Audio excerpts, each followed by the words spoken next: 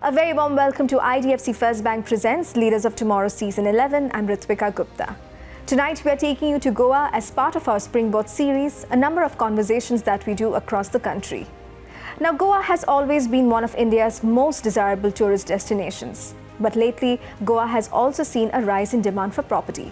Today we'll be exploring what's making waves in this landscape. In the panel tonight, we'll have Vishal Bhamare, Managing Partner of Property Hub, Carlos D'Souza, Managing Director, D'Souza Group, and Milind Prabhu, CEO and Chairman, Genora Infotech and GCCI, IT and Startup Committee.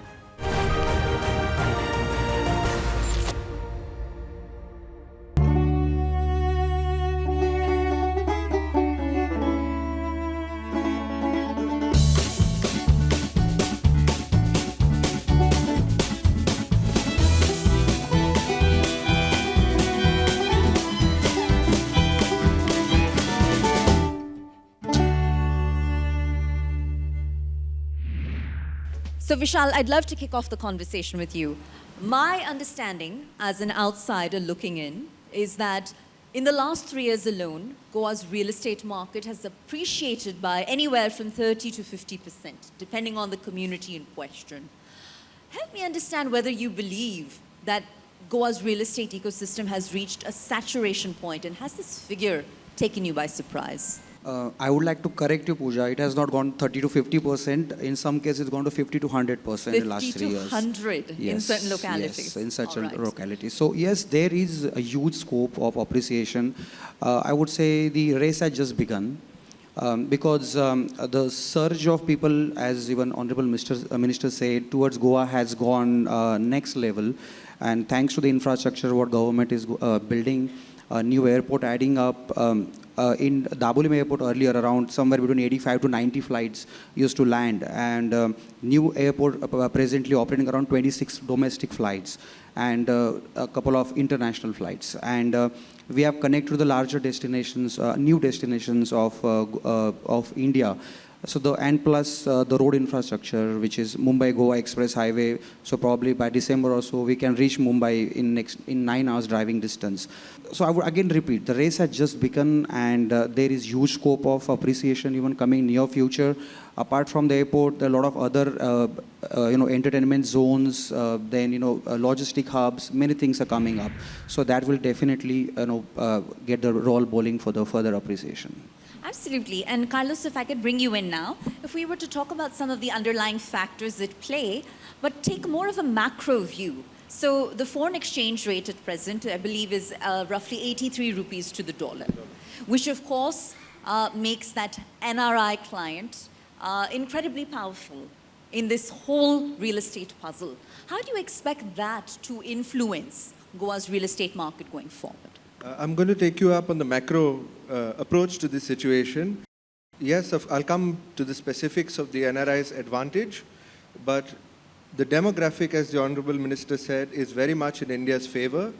The average age of this population is the average age of this panel.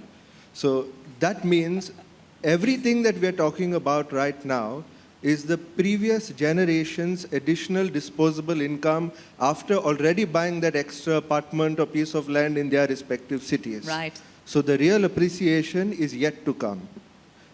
When you talk about the benefit that an NRI has, yes, of course, the rupee devalues against the dollar by approximately 8% every year. We have also blessed that Goans have a lot of course, people who have migrated in the past.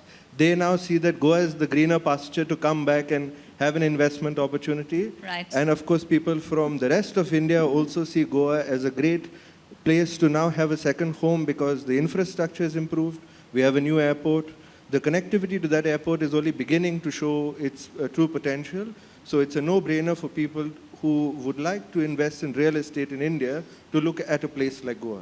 Rental yield rates, right? So the amount that people, if you were to have a tenant, right, at a certain rental property, and the amount that they pay you in rent is a lot more generous and allows you to chip away at your loan at a much higher pace, right? So the fact that the factor there with respect to helping Goa's real estate landscape mature. Well, I would add the IT angle to it because I Please. represent the IT and the startup community here. If you look at, let's talk about the incubators and the co-working spaces available here in Goa. If you look at almost the top 5 incubators, every incubator is running full. And incubators run on a rental basis. As far as the remuneration is concerned, if you look at remuneration for a co-working space in Bangalore, Pune, it's slightly about 20% on a lesser side as compared to these places, but it's running full. Real estate rentals for the IT and the startup community there is a much larger demand for it, but the demand is more restricted into cities like Panjim or Margao. There is definitely demand for rentals and real estate in and around the cities as well, if there is a better transport facilities available. Like the Honorable Minister said, we have to agree that if we compare a city like Pune or Bangalore, the apps in the likes of Ola and Uber just helps us go in and around the city. Of course, hats off to the government, in fact, for taking such a strong stand to get Goa Miles here in Goa. But at the same time, we would look at a little more outreach around the city, so the rentals around those cities can be capitalized, because we are almost reaching a saturation point in and around those cities. I think we also need to give the government a huge round of applause, because I believe Goa is the first state to boast of 100% rural electrification. And that in and of itself is a massive accomplishment, ladies and gentlemen. And so, Vishal, my question to you is, to what extent have consumer preferences evolved? I think there was a time where in Goa, the most desirable properties were those in the hustle and bustle, along the beach, in the middle of all the action. And now, from what we can observe as an outsider, it seems to be a quest for more secluded spaces that are more private, more expansive. And does that mean this village segment in Goa is now kind of becoming a sunrise subsector for this entire ecosystem? Basically, post-COVID, this demand had surged. Initially, if I go pre-COVID time, so people were preferring more closer to the beach area, as you rightly said, 1 kilometer, 2 kilometer maximum. And they were more limited towards apartment. But post-COVID, when people understand, or rather I would say got more concern about their privacy, the security in terms of the virus spread and all that. So they were more private in every manner. And that's where the actual search for private places and private villas had started. And different location people started to move on. Nobody wanted to be crowded. Goa anyways is not crowded place, but yet as far as you're away from the crowd, it's better off.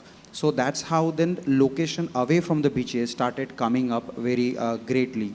And then additionally, many developers over the period of time came up with the concept like, private pools, another added attraction, because earlier only common pool was, as an amenity, was considered to be a best amenity. But again, the privacy and the concern people wanted to spend just within the family member with the private pool and all that. So that went to next level. And initially we used to just get inquiries for Kalangut, Kandoli, maybe in that region, Arpora for that matter, Anjuna, closer to the beaches. Sure. But now people are willing to go as far as possible, Moira, Aldona, which is not very close to the beaches, but they like the, the village feel, the architecture of that area is very beautiful. It is nice, green and serene, more open. So people started going and preferring such location post-COVID. Well, absolutely. And Carlos, coming to you now, you've mentioned the Manohar International Airport, and I believe over 200 acres of land in and around the airport have been earmarked specifically for retail, residential and commercial development. My question to you is, will North Goa versus South Goa now begin to enjoy completely different appreciation cycles? What impact do you expect the launch of this airport to have? Goa is blessed because it has a lot to offer. The natural beauty is something that we have all inherited, and we are very pleased that every Goan thinks it a priority to make sure that this is something we need to pass on to the next generation as well. Absolutely. So when we talk about gentrification of a particular section of the state, or increase in development in a particular section of the state, yes, there are places that are ideal for certain things to occur. The North will have now this additional carrying capacity, whether it comes to logistics or whether it comes to people. Yes, you're going to have a development in the north, but this is a part that never had development to begin with. Right. In the talukas of Perne and neighboring talukas as well, you have the new EDC coming up somewhere in Pirna. You have entertainment hubs coming in Dargal. So you're also talking about development to a slightly more rural part of Goa that never really enjoyed as much fun as the coast did. Right. At the same time, you cannot put a price on God's blessings, and for large parts of the south, that is great news because they will remain untouched from certain types of concretization. But you also have development of entertainment facilities that are planned, like the film city that the minister spoke about, like the entire area of Betul, where there's plans of opening up an oceanarium and other allied family tourism-based activities. You will have a lot of people doing tourist-based activities, either engaging with rural communities in South Goa, towards the Ghats, towards visitors towards Dudh Sagar, and the adventure tourism that is now becoming or catching up, both domestically and gaining interest for the European and international markets as well. So yes, you're going to see certain types of development prevalent in the north, but I'm seeing wins all around and development happening both in the north and in the south. It's time for a quick break here. We'll be back shortly. Stay tuned.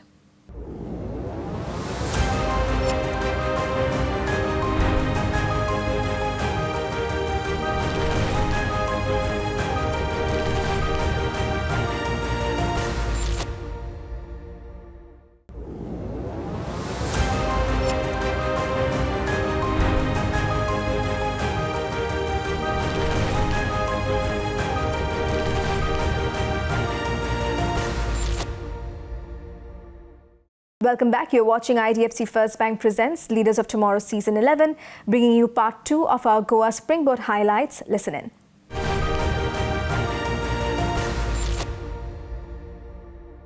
Between the intersection of real estate and technology, is there more work that the state needs to do? This is very traditional of industries. Yeah. Does it need to become more deep tech flavored? Yeah, you're right. So real estate is still into, I would say, brick to mortals type structure. It has more sentimental values. It's still a family decision. So unlike like for example, my firm, and there are many other people who are very much active online. We do a lot of promotions. We had created an ecosystem wherein you can view the property, virtual tours, virtual site visits, Zoom call. Right. It's all available on a take basis. We try to take as much as possible, the support. But as I said, it's a cumulative decision of family. So there are a lot of people have come in fraction ownership also now. But as a real estate, we tend to pass it on to next generation, as he rightly said.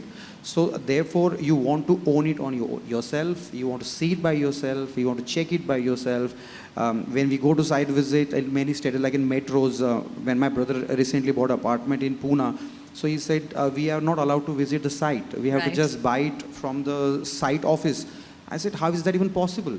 Like when we do a site visit, we literally take you to that particular unit, particular floor, because the view you need to see, you have to feel the vibes, because it's a house, it's a home for you. Right. It's second.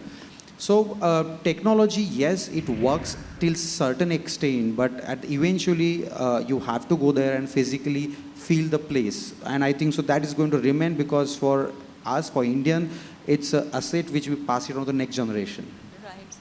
You know, Carlos, I think Vishal has brought up an excellent point in that home ownership ultimately needs to be very humanized for it to feel like it's yours, you know? And what efforts do you make within the four walls of your organization to make that process all the more personal? I'm going to repeat a few points that I touched on in my previous comment to do that. Number one is always be authentic. If you build a box and the box looks the same here or in any other part of India, there's nothing special about it. It's a box, Right. It's a commodity.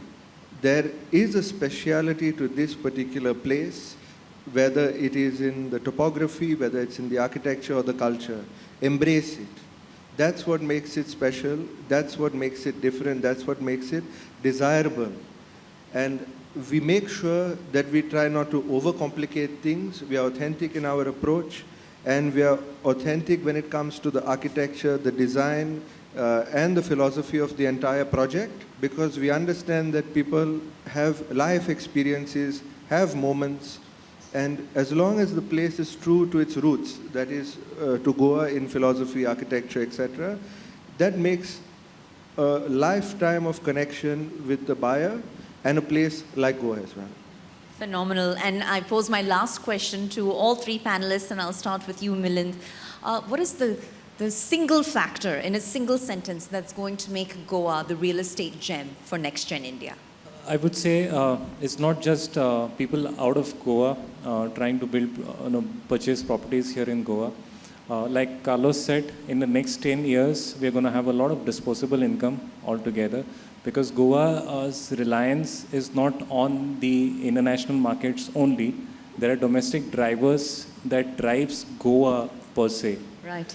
And with a lot of disposable income, with the growing economy in the next 10 years, real estate is going to see a boom. Because it's not just people from outside of Goa trying to purchase properties here in Goa. There is a huge internal potential that is about to be unlocked. Phenomenal. Vishal, same question. Yeah, I'll continue what he's saying. So eventually when the industry grows within the state itself, so it creates direct, indirect employment, and of course that going to benefit the people who are working in Goa. So this surge of outsiders and plus equal people residing in Goa, the new developing area coming within Goa itself, where like suppose I stay in Goa, I will not be staying around these places because that's not my, so clubbing maybe beaches is not my priority. I would like to, my daughter's school should be close by, my office should be close by. So therefore when the local environment starts developing, then people around the major cities starts developing. For example, around Panjim, places like Kadamba Plateau, which was a jungle at some time back, but now that area coming up very well. All international schools, national schools are coming there. So that area is grooming. And going forward, the kind of infrastructure we are seeing, the kind of government vision keeping before them. One of that, Honorable Minister recently has said about the logistic hub that is going to create a new verticals of warehousing. So that also can be a next game changer for real estate itself. So we are just talking about now residential, little bit of commercial, but industrial warehousing has huge potentials, the lakhs of square feet of area people rent out. So that also gives the additional window for an investor or for anybody coming here. Yeah, so residential growth along with the tourism, which will give a higher rental yields, the local developments of city around, and the new government policies which will create an ecosystem wherein the warehousing and logistic will play a big role coming future. Phenomenal. And Carlos, I'll give you the last word. Sure. I believe they've covered all the basics, but in short, Goa should not look to hang its coat on one hook. As far as India is concerned, Goa is India's Miami, Goa is India's Las Vegas, Goa is India's Hamptons. Goa, if we play our cards right, may become India's Silicon Valley. It has the potential to become the Asia campus-esque education hub of India, where you have a lot of soft creative science and creative arts, soft skill-based streams coming and setting up base here. You have scope for industry. Of course, entertainment, tourism, the ball is already rolling, it's picked up momentum, and it seems to be going to a very good place because of the alignment between the youth and the optimism of the population and the policies and the enterprise of the government as well. So, welcome to Goa. I'm going to see you soon. Thank you very much.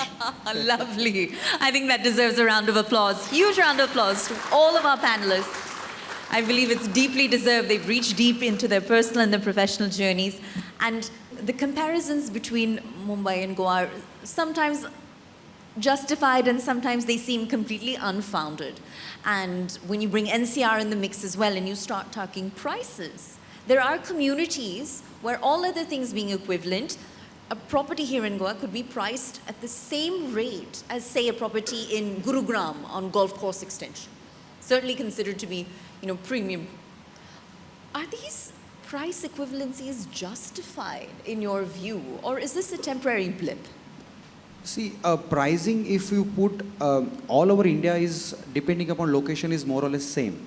So you're comparing Gurugram, I would just say a small experience. I had been to my native places, my uncle's, my mamaji's place after 15 years. Yes. And being a real estate, we have this tendency of when you're in the industry, and they'll ask, what's rates going on? Rate kya chal raha hai? So I asked my cousin, what's rates going on? Land rate. He said, bhaiya, it's around 5,000 rupees a square feet. I said, Right. what? It's a village. Right. And 5,000 rupees square feet. So if you go around any town of India, because India is growing everywhere. It's not only Goa growing, it's India growing. So when India growing, the rates are somewhere same. But what we have to compare is what you get at that price there and in Goa.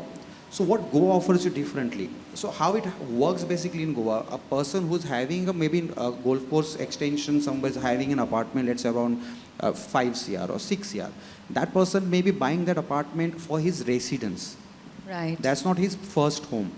Who is buying this 5 crore, 7 crore villas in Goa, who owns maybe, they call it Koti in Delhi or they call it floor in Delhi, who has a value of around 50 CRs, 20 CRs, 30 CR. That person is buying the villa here in 4 CR. He won't go to golf course extension because he's already getting suffocated with pollution in Delhi. So he wants a clean air, he wants to breathe, he wants to live more. That's why he'll come to Goa. Makes sense.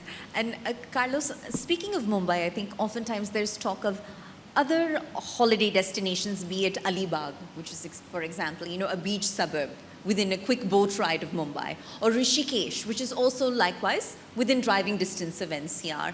Do you believe that these other holiday destinations are now begin to emulate Goa's growing real estate ecosystem?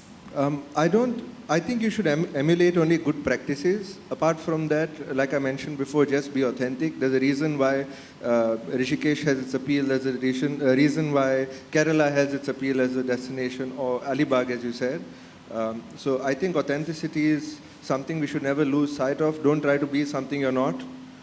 Even if you want to advance as from an industry perspective, if you want to, for example, emulate, I know I'm diverging, but it's a pertinent point. Please. If you want to emulate like a Singapore or Dubai, which is the analogy used when you develop a Goa's industry, you must not lose sight of the fact that it must be done the Goan way, because as wonderful as Dubai is, it looks like a mix of Kuala Lumpur and a mix of Bombay and a mix of, because they've taken the best and sometimes they've forgotten to put Dubai first. Right. So that's something that we should do. Other destinations should embrace that as well. Be authentic, be yourself, play to your strengths, and people will love you more for it. Lovely. Well, thank you, ladies and gentlemen, and thank you to our panelists once more. You've been incredibly insightful, and I truly appreciate the time. Thank you so much. With that, it's a wrap on this edition of IDFC First Bank Presents Leaders of Tomorrow Season 11. We hope you enjoyed the discussion. Thank you for watching. Goodbye.